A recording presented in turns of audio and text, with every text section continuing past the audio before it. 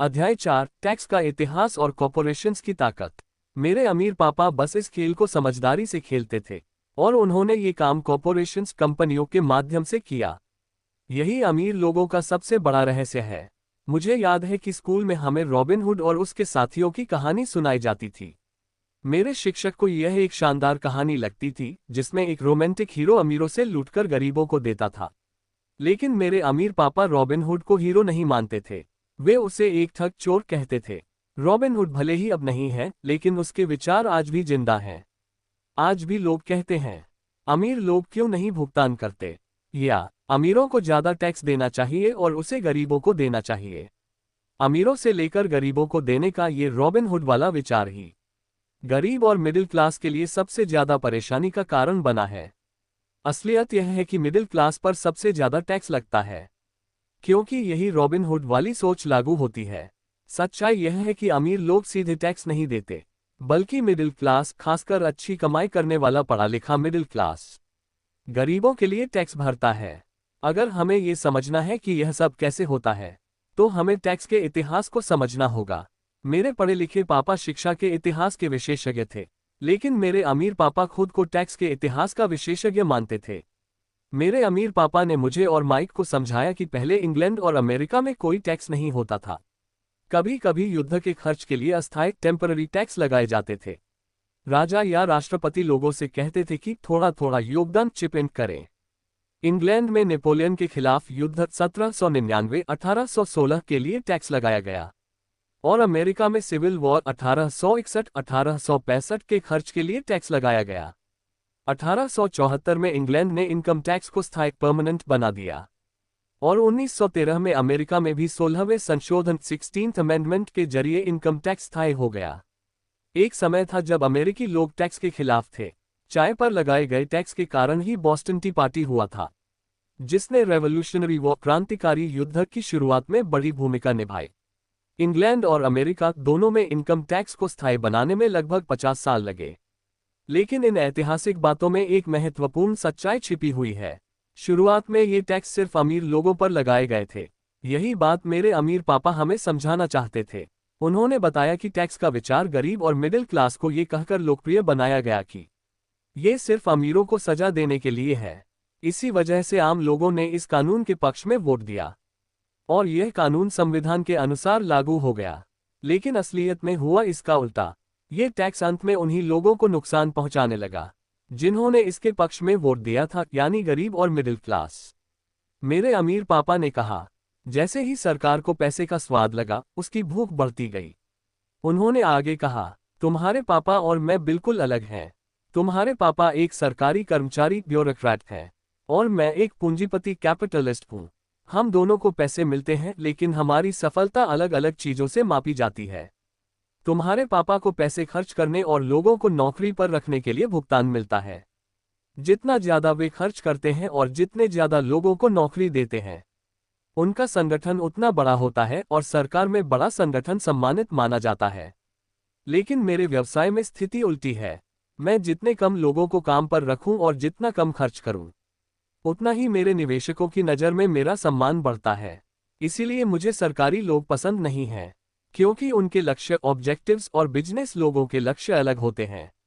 जैसे जैसे सरकार बढ़ती है, उसे चलाने के लिए और ज़्यादा टैक्स की जरूरत पड़ती है।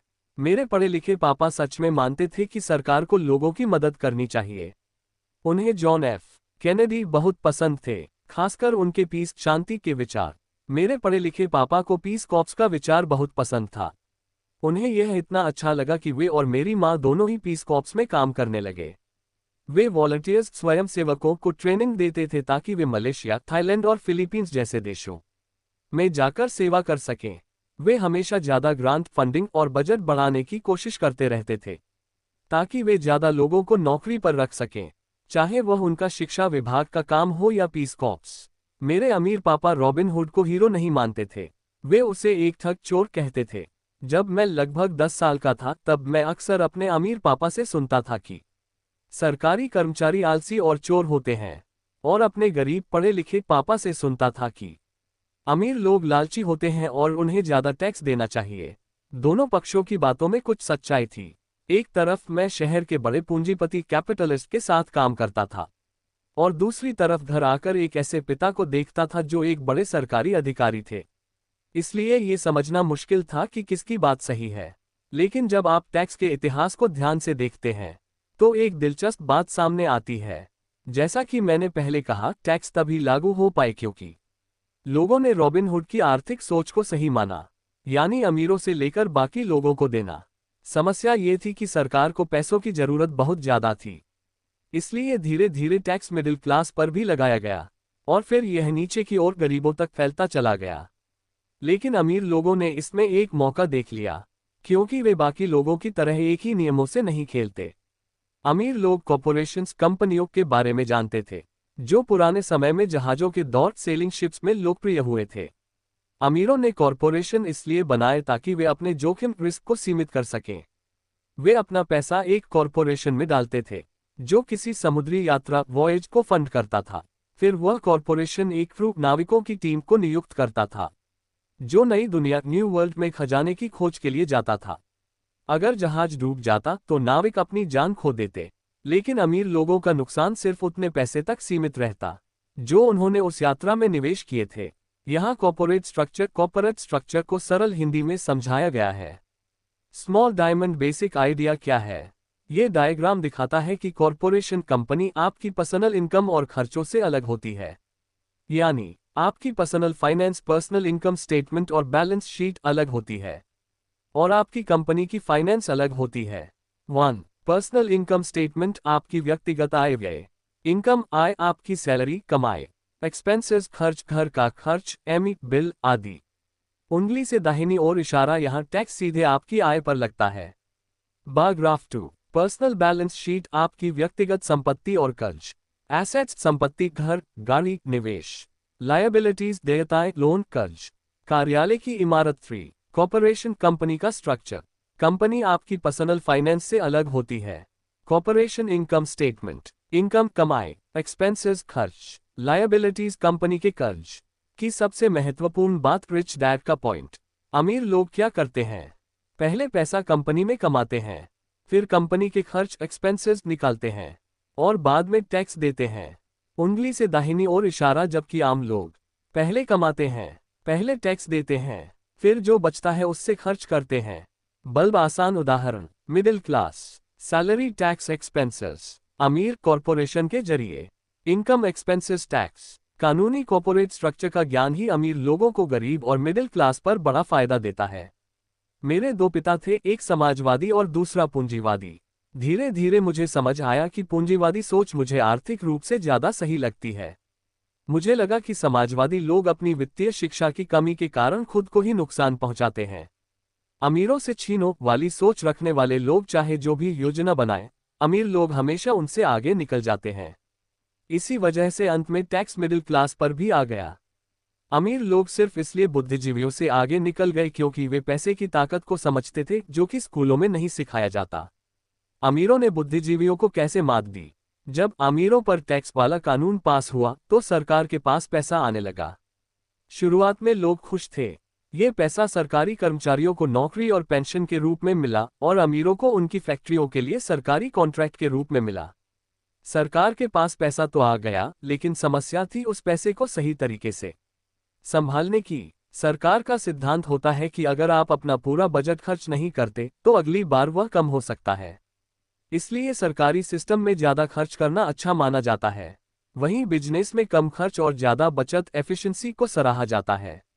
जैसे जैसे सरकारी खर्च बढ़ता गया, वैसे वैसे पैसों की मांग भी बढ़ती गई और अमीरों पर टैक्स का दायरा बढ़ाकर गरीब और मिडिल क्लास तक पहुंचा दिया गया।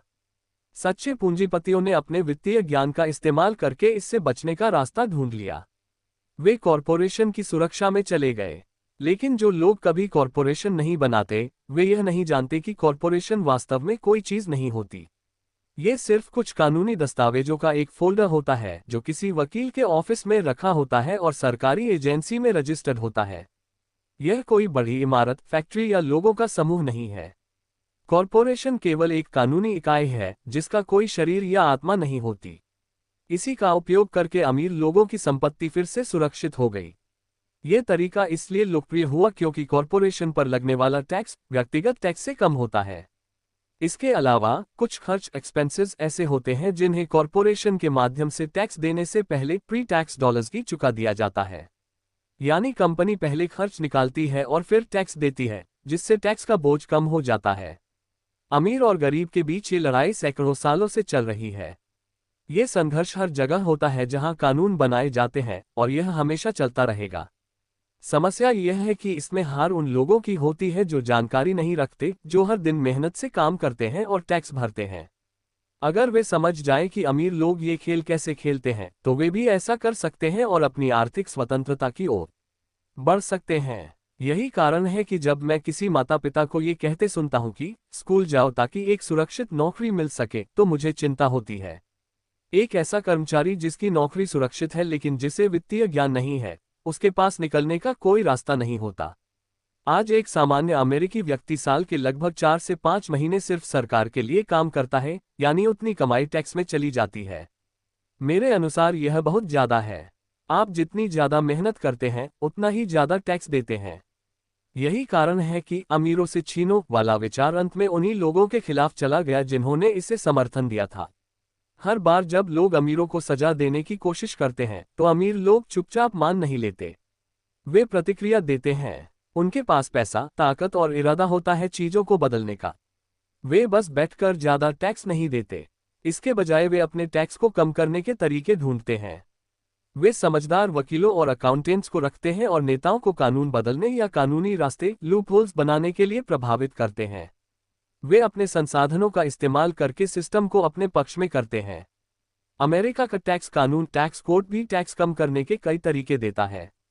ये सभी तरीके किसी भी व्यक्ति के लिए उपलब्ध होते हैं, लेकिन अमीर लोग इन्हें खोज लेते हैं क्योंकि वे अपने काम और वित्त पर ध्यान देते हैं।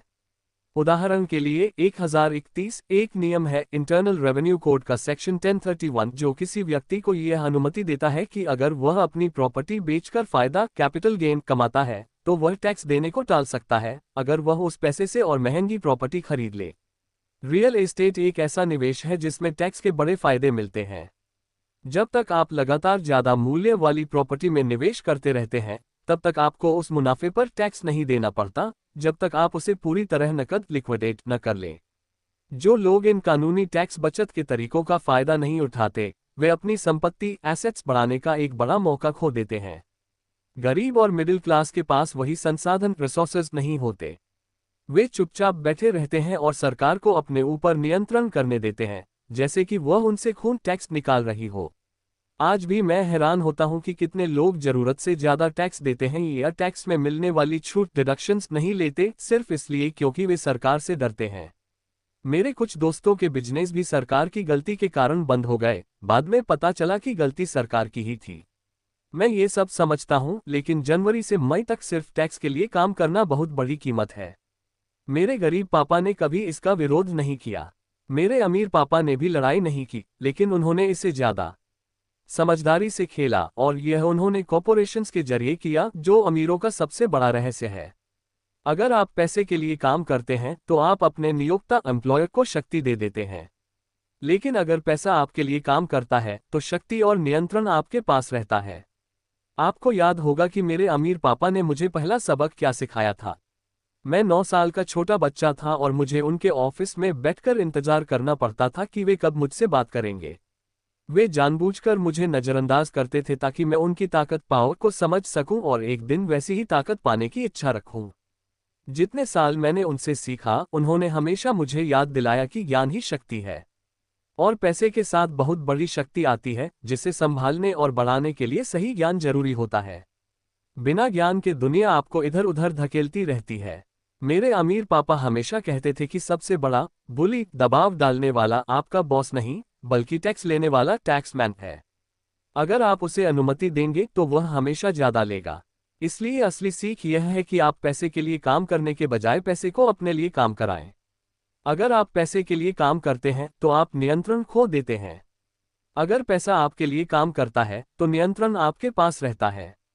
जब हमें ये समझ आ गई कि पैसा हमारे लिए कैसे काम कर सकता है, तो मेरे अमीर पापा चाहते थे कि हम वित्तीय रूप से समझदार बने और किसी को भी हमें दबाने न दें। अगर आप अनजान इग्नोरेंट हैं तो आपको आसानी से दबाया जा सकता है, लेकिन अगर आपको ज्ञान है तो आपके पास मुकाबला करने का मौका होता है। यही कारण है कि वे अच्छे टैक्स अकाउंटेंट्स और वकीलों को ज्यादा पैसे देते थे, क्योंकि यह सरकार को ज्यादा टैक्स देने से सस्ता पड़ता था। मेरे लिए सबसे बड़ा सबक ये था, स्मार्ट बनो, तब तुम्हें कोई आसानी से दबा नहीं पाएगा। मेरे अमीर पापा कानून को अच्छी तरह जानते थे, क्योंकि वे कानून का पालन करने वाले नागरिक थे और वे समझते थे कि कानून न जानना बहुत महंगा पड़ सकता है। वे कहते थे, अगर तुम्हें पता है कि तुम सही हो तो तुम्हें लड़ने से डर नहीं लगेगा, चाहे तुम्हें रॉबिन हुड और उसके साथियों का ही सामना क्यों न करना पड़े। मेरे पढ़े लिखे पापा हमेशा मुझे सलाह देते थे कि मैं किसी बड़ी कंपनी में अच्छी नौकरी करूं। वे कहते थे कि कॉर्पोरेट लैडर पर धीरे धीरे ऊपर चढ़ो, लेकिन वे यह नहीं समझ पाए कि अगर मैं सिर्फ सैलरी पर निर्भर रहूंगा तो मैं एक ऐसी शांत गाय, डॉसाइल काऊ बन जाऊंगा जिसे आसानी से दूध कमाई के लिए इस्तेमाल किया जा सकता है। जब मैंने अपने अमीर पापा को अपने पिता की यह सलाह बताई तो वे सिर्फ मुस्कुरा दिए और बोले, खुद सीढ़ी लैडर के मालिक क्यों नहीं बनते। एक छोटे बच्चे के रूप में मैं यह नहीं समझ पाया कि अपनी खुद की कंपनी का मालिक बनना क्या होता है। यह विचार मुझे असंभव और डराने वाला लगता था। हालांकि मैं इस सोच से उत्साहित था, लेकिन अपने अनुभव की कमी के कारण मैं ये कल्पना नहीं कर पाता था कि एक दिन बड़े बड़े लोग मेरी कंपनी में काम करेंगे। मेरे लिए हर एक रुपया जो मेरी एसेट कॉलम एसेट्स में होता था एक बेहतरीन कर्मचारी की तरह था, जो कड़ी मेहनत करके और ज्यादा कर्मचारी यानी और पैसा पैदा करता था और अपने मालिक के लिए नई पॉश कार खरीदता था। असल बात यह है कि अगर मेरे अमीर पापा नहीं होते तो शायद मैं अपने पढ़े लिखे पापा की सलाह ही मान लेता, लेकिन मेरे अमीर पापा की कभी कभी दी जाने वाली सीख ने मुझे अपनी कंपनी का मालिक बनने के रास्ते पर बनाए रखा। जब मैं 15-16 साल का था तब मैंने तय कर लिया था कि मैं अपने पढ़े लिखे पापा के बताए रास्ते पर नहीं चलूंगा। मुझे यह नहीं पता था कि मैं कैसे करूंगा, लेकिन मैंने ये तय कर लिया था कि मैं अपने ज्यादातर सहपाठियों की तरह नहीं बनूंगा। यही निर्णय मेरी जिंदगी बदलने वाला साबित हुआ। करीब 25 साल की उम्र में जाकर मुझे अपने अमीर पापा की बातें समझ आने लगीं। मैं मरीन कॉर्प्स से निकलकर जेरोक्स कंपनी में काम कर रहा था। मैं अच्छी कमाई कर रहा था, लेकिन जब भी मैं अपनी सैलरी पेचेक देखता तो मैं निराश हो जाता था, क्योंकि उसमें से बहुत ज्यादा कटौती डिडक्शंस हो जाती थी और जितना ज्यादा मैं काम करता उतनी ही ज्यादा कटौती बढ़ जाती थी। जैसे जैसे मैं ज्यादा सफल होता गया, मेरे बॉस प्रमोशन और सैलरी बढ़ाने की बात करने लगे। ये सुनकर अच्छा लगता था, लेकिन मुझे अपने अमीर पापा की आवाज याद आती थी, तुम किसके लिए काम कर रहे हो, तुम किसे अमीर बना रहे हो। 1974 में जब मैं अभी भी जेरोक्स में काम कर रहा था, तभी मैंने अपनी पहली कंपनी कॉर्पोरेशन बनाई और अपने खुद के काम पर ध्यान देना शुरू किया। पहले से ही मेरी एसेट कॉलम में कुछ निवेश थे, लेकिन अब मैंने उसे बड़ा बनाने का निश्चय कर लिया। मेरी सैलरी में होने वाली भारी कटौतियों डिडक्शंस ने मेरे अमीर पापा की सारी बातें साफ कर दी। अगर मैं अपने पढ़े लिखे पापा की सलाह मानता तो मुझे अपना भविष्य साफ दिखाई देने लगा था। कई नियोक्ता एम्प्लॉयर्स मानते हैं कि कर्मचारियों को अपना खुद का काम बिजनेस करने की सलाह देना गलत है, लेकिन मेरे लिए अपने काम पर ध्यान देना और असेट्स बनाना मुझे एक बेहतर कर्मचारी बनाता था, क्योंकि अब मेरे पास एक स्पष्ट लक्ष्य पर्पस था। मैं जल्दी ऑफिस पहुंचता और मेहनत से काम करता ताकि ज्यादा से ज्यादा पैसा कमा सकूं और उसे रियल एस्टेट प्रॉपर्टी में निवेश कर सकूं। हवाई में तेजी बूम आने वाली थी और वहां बहुत पैसा कमाने के मौके थे। जैसे जैसे मुझे इस बात का एहसास हुआ, मैंने और ज्यादा जेरोक्स मशीनें बेची। जितनी ज्यादा बिक्री उतनी ज्यादा कमाई और उतनी ही ज्यादा टैक्स कटौती। यह मेरे लिए प्रेरणादायक था। मैं एम्प्लॉय ट्रैप नौकरी के जाल से बाहर निकलना चाहता था, इसलिए मैंने और ज्यादा मेहनत की ताकि और ज्यादा निवेश कर सकूं। 1978 तक मैं कंपनी के टॉप 5 सेल्स पर्सन में शामिल हो गया था। मुझे रैट रेस चूहे की दौड़ से बाहर निकलने की बहुत इच्छा थी।